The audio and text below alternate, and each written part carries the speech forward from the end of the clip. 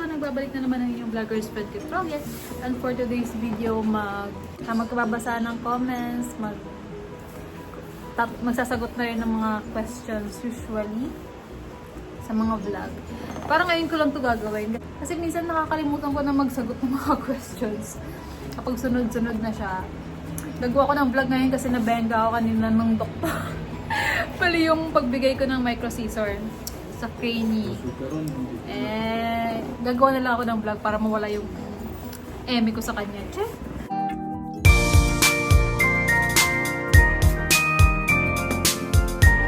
Salitan kami magsasagot ng mga questions niya. Yan, galing kay Lovelyn Villare 5176. Ang tanong, ang tanong niya, maganda po ba dyan sa North Carolina? Dyan din po mapupunta kaso caregiver job lang po ako. Galing kay Lovelyn Villare 5176. Ang tingin kasi natin sa USA is yung mga tulad sa mga New York, magagandang building, magaganda establishments, mga ganun. Tapos maraming tao, tapos city, yung mga ganun. Pero dito sa North Carolina, maganda naman, parang probinsya feel siya, province vibes. Tapos marami puno. Dito kasi maraming puno eh. Tapos ang dating namin summer. So nung mga panahon na mainit. Pero nitong pa September na nagpa-start na yun, lumalamig na. Pagdating sa maganda para sa akin kasi gusto ko yung mga ganitong lugar eh, yung mga mapuno, malilim, malamig, gano'n. Pero sa taong gusto yung mga city, tapos yung mga sanay sa syudad, medyo hindi mo magugustuhan dito. Pero yun nga, overall, pagdating sa expenses, at saka sa maganda siya sa mga baguhan.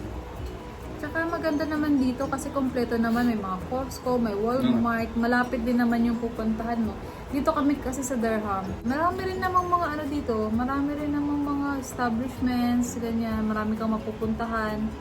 Malapit ka lang sa mountains, malapit ka lang din malapit kami sa Virginia. Parang ilang 3 hours? 3 hours sa Virginia Beach. 4 hours, diba? Next question. Thank you for sharing this dun sa apartment tour yata. Thank you for sharing this. Napaka-honest and real. Walang eme. Ano pong agency ninyo? Anong hospital po ninyo? Yung agency ko is PRS Global. Yun nga, na-video ko naman dito kung kailan ako nag-start mag-apply sa kanila. So, ayun. Hi sa mga mga kapwa ko PRS babies. So, ayun, PRS ako, nandito ako sa North Carolina. Hindi ko nasasagutin ko anong hospital kasi wala lang, baka kasi sa privacy, pero alam nyo naman na kung saan yun. So, ayun. Mahal po ba ang down payment pag Toyota? Galing kay I am Rosie RN 777. Sinasabi talaga. Ang depende kasi sa sa kukunin mo. Pero yun tulad kasi ng ginawa niya, nag-apply siya sa Advantial. So ang nangyari sa kanya sa pre-approval, ang in-approve is magkano ang in-approve? 40,000. 40,000. So yun, naghanap na lang kami ng sasakyan na pasok sa budget. Nung una, ang inisip namin yung basta yung sa Toyota rin, kaso sabi namin para masigit. So yun, ang kinuha na lang namin, kung napanood niya sa vlog, is yung RAV4.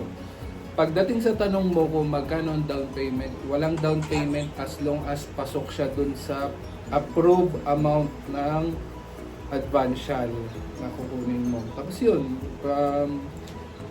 pagkakuha, ipaprocess na nila. Kung kaya naman one day, kaya yun. Basta kompleto lahat ng papers mo. Kung ano yung papers na kailangan, state ID, SSN, driver's license. Ito talaga, so maraming reply dun sa vlog na update sa apartment after 1 week about sa mga itlog. So, pinag-comment kasi, galing kay Miss Smith 2746, sabi niya, ang eggs ilagay nyo sa ref, never ilagay sa labas, only on the Philippines. Actually, tama, sumagot nga ako doon kasi, di ba, nasanay kasi kami sa Philippines, kahit nag-grocery kami like sa Robinsons, ganyan, sa SM, hindi siya naka-refrigerate guys, wala siya sa ref, nakatambak nga lang siya nakapatong-patong lang siya usually sa minsan nga sa taas pa siya ng ref, nasa taas pa siya ng ng tawag doon, ng stante ng ice, ng ref, freezer, ganyan. Dito pala, big deal pala dito sa US ang pagre-refrigerate ng itlog. Kasi nung last time, nung una naming nilagay yung itlog, siya, nanigas siya. Nag-freeze. Oo, then, ayun, nilabas namin. Yun, tapos, ayun na, nag-comment na meron pa nga dito, sabi niya, from Sweetest Forever. Kala nyo lang hindi sira, pero salmonella is very dangerous here in the US. Alam mo dapat yan, your honors. Hindi ko naman talaga alam, promise. As in, hindi ko alam na dapat nire-ref. Though, sa Pilipinas kasi nire-ref namin siya, pero pag binibili mo kasi siya like sa palengke, sa grocery, sa mga sari-sari store, di ba, hindi naman siya naka-ref. So, hindi ako masyadong aware about dyan sa pagre-ref ng itlog. Dito ko na lang nalaman. And thank you sa mga nag-comment. At least ngayon, sa ref na yung mga itlog namin. Tsaka kahit isang beses naman sa Philippines, linalagay lang nga namin yung egg namin. Minsan sa taas pa ng air fryer at saka microwave. Ano naman naging issue? Hindi, yun nga. Baka sa kanila iba yung, may nagsabi kasi kung paano yung process. So, from Tess Ortega, sabi niya, ma'am, pag po ba may alahas at konting baon na dollar ay i-declare pa pag nag-fill up sa e-travel? Sa amin kasi hindi ko na dineclare yung mga alahas. Kasi wala naman ako alahas. Yung asawa ko lang yung mayroong mga ala-alahas. Pero ako wala. So, wala akong dineclare. Sa asawa ko, ako gumawa sa kanya, diba, sa e-travel. Hindi ko rin dineclare. Ang dineclare lang talaga namin is yung cash talaga na dala namin. At saka may nagtanong doon, hindi ko na makita. Basta may nagtanong kung magkano daw yung cash na dala namin. So, family of 4 kami, nagdala kami ng mga nasa $20,000. Hindi sabihin. Hindi, kasi yung iba doon, nagbigay naman ng family namin. May mga pabaon sila. So, hindi yun talaga 20,000 na pera lang namin. Kasi yun nga, binenta kasi, di ba, binenta namin yung mga gamit namin sa bahay. Kaya kami naka-collect ng pambaon namin. Tsaka binenta rin namin sa sakyan, ganyan. Marami kaming binenta sa Philippines para makapagbaon kami ng ganong amount. Then, yun nga, yung iba doon, sponsor ng family, ganyan. Mga pabaon nila. So, ayun. Ito naman, galing kay user FI, dami. Basta, ang tanong niya, gaano po katagal ang pila nyo papunta sa customs, ma'am? Kinuha nyo ba mga bagahe nyo sa New York or sa North Carolina na? Sa customs dun sa Philippines, saglit lang kasi ang matagal doon, kung maalala ko, yung mag-open yung gates, yun yung super tagal kasi mga 2 oras pa hinintay namin yung bago mag-open yung gates eh. Tapos pagdating sa bagahe, chinek-in namin sa NAIA yung isang beses lang, tapos yun tinataktakan na. Pagdating dito sa sa New York, kasi from Philippines papunta sa Japan, tapos papunta sa New York. Pagdating sa New York, binigay sa amin yung mga malalaki sa pagkalabas mo sa immigration eh. Binigay yung mga malalaking bag. Tapos saglit lang, parang konting lakad lang, siguro mga 20 to 50 meters lang na lakad. I-check-in mo na naman. Ayun na, kasi tatatakan na nila kung saan ka. Kasi from there, local airlines na yung sasakyan mo, hindi na yung mga malalaking eroplano eh. Yung mga maliliit na lang na eroplano. So yun, ipakita mo lang doon yung ticket mo. Pagkapakita mo ng ticket mo, tatatakan nila. Tapos check-in ulit. Ayun na, lakad na ulit. Punta na kayo kung saang gate na naman kayo mag-aabang ng eroplano na yun. Yun lang, saglit lang. Ito, comment dun sa vlog na First Grocery sa US from Mary Grace Reyes. Sabi niya, hello, thanks for sharing. Pwede bang cash or CC lang pang bayad? Actually, yung first namin is puro cash yung pinabayad namin kasi wala pa kaming credit card noon. Parang after 1 week pa bago kami nagkaroon ng credit card from Advantial. So, puro cash ang namin, binabayad namin. Doon pa nga kami nagka-problema nun sa Lyft. Kasi sa Lyft dito, more on parang card yung ginagamit. O cashless kasi sila dito. Then, ang ginagawa namin sa Lyft, nung una, bumili kami ng parang yung card sa Walgreens kasi may malapit ng Walgreens dito sa amin. So, meron silang card na Lyft lang talaga. So, parang worth $100 yun, no? 100, no? So, yun, yung Pero 100 matagal na mo, yun. ano na yun, siguro ilang balikan na yun. Kasi usually dito kasi sa amin, yun nga, nabanggit ko, diba, previously, parang 7 to $10 one way yun. Pero yun yung mga malalapit lang. Pero pag malalayo na, doon na medyo tumataas, $15, $20, ganyan. So ayun, kapag unang grocery namin, cash ang binayad namin, pero sa seeding na yun nga sa Lyft ganyan, card na yung ginamit namin. Na nabili namin sa Walgreens. Next naman dun kay yung comment niya dun sa comment niya rito sa may visa sa embassy interview namin. Ang tanong niya ay apa to?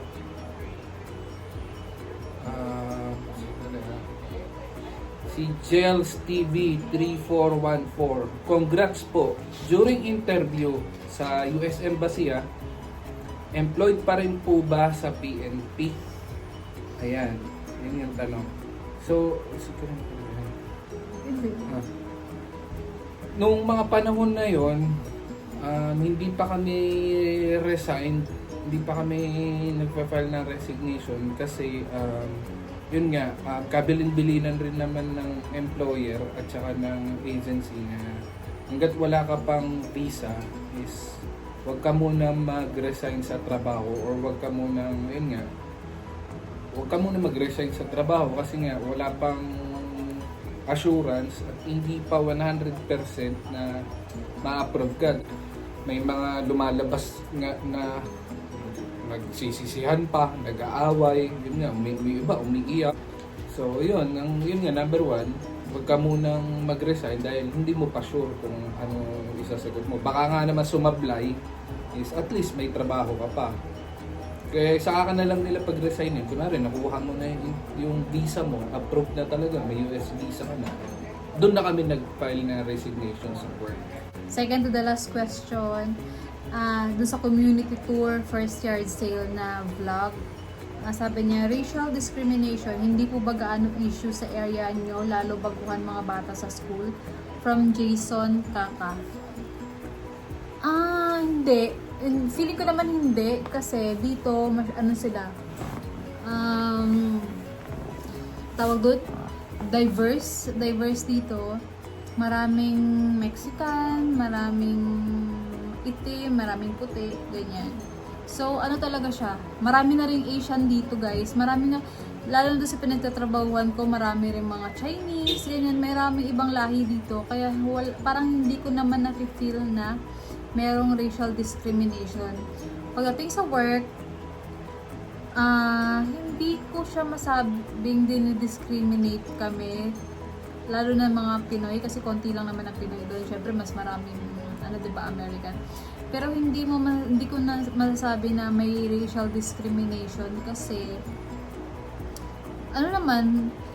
nakikipag-usap naman sila sa amin, ganyan. Okay naman sila sa amin. Yun lang, syempre, nga may mga vlog ako, diba? May previous vlog ako na talagang struggle is real pag bago ka sa isang area. So yun, hindi ko siya kino-consider na may racial discrimination. Even si Ate Baleng, kapag tinatanong ko siya kung kamusta yung work niya, yung school niya, ganyan, wala namang siyang nababanggit na dinidiscriminate siya dahil Pinoy siya. Wala. May mga kasama din siyang Pinoy actually na mga ng mga estudyante sa school nila. Si Lupi, konti lang kasi sila sa daycare, pero halo-halo din, may itim, may pula, may itim, may puti, ganyan. May Mexican din niya siyang kasama. So, wala. Normal lang, parang ganyan. Last question, Daddy, sa'yo. Galing kay Katikolamin. Ano ba yun? Katikolamin, tama. Sa video ng yun ulit sa community tour. Hello po, when will the state ID be issued?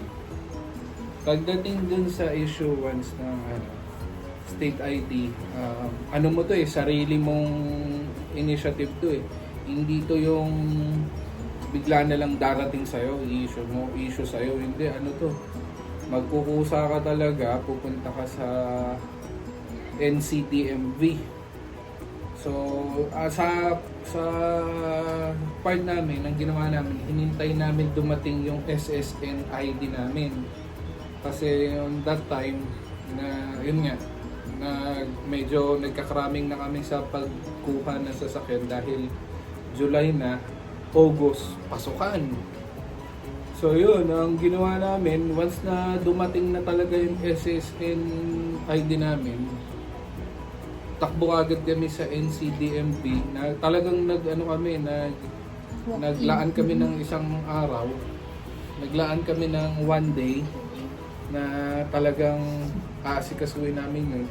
Kasi may isa pa nagtatanong na may nagsabi pa siya, nabasa ko sa isang video, nakalimutan ko na, bakit kasi kayo pumunta ng ganyan katagal sa pwede naman may appointment. Tandaan nyo sa state ID, pwede naman may appointment. Mapapansin mo, pag nagpa-appointment ka sa NCDMP, on that time, ang July, ang available na date na binibigay sa amin is October. So, ganun katagal yung hihintay namin. Tapos, nung chinat ko yung tita ko, sabi sa akin, pwede ang walk-in, pero agahan mo. So, yun, yung agahan namin, 7 AM kami pumunta. Diyos ko, natapos kami, 4 PM. Kasi magsisimula yung processing sa walang appointment, 12. So, from 7 to 12, nakatengo lang kami. Depende pa yun kung nauna ka sa pila ng 7 kasi kapag mga nasa huli ka, matagal ka. So yun, ang pinrovide namin is SSN, passport, saka yung leasing contract. Kasi yun yung patunay kung saan ka nakatira. So yun lang guys. Thank you sa mga sa mga comments, sa mga nanonood, sa mga nagsasubscribe. Konti na lang, mag-1,000 na. Gagawa pa kami ulit ng ibang vlog pa na mga more on question and answer. Minsan kasi hindi namin ma-sit down ng asawa ko lagi. Na answeran naman yung iba, kaya lang yung iba hindi na. So ayun pala, lumabas na yung visa bulletin kanina, September 11 na nag-move forward na yung visa, nag-final action date patawag doon ng November ulit, November 2022. So, ayun, sa mga, sa mga pasok yung, tawag dito, yung priority date next month. Congratulations! Malapit na kayo dito. Yung punta nyo dito malamig. Ewan ko, dito kasi sa North Carolina, malamig na siya. Minsan nagka 12 degrees na sa madaling araw, ganyan. So, ayun, baon-baon kayo ng jacket kasi iba yung lamig dito. Akala din namin hindi ganoon kalamig dito, pero ngayon, natatry na namin, September pa lang ngayon, pero malamig na siya. But more kung dating nyo dito is December, January, ganyan. So, ayun lang guys. Thank you for watching this vlog. Sa susunod ulit. Bye!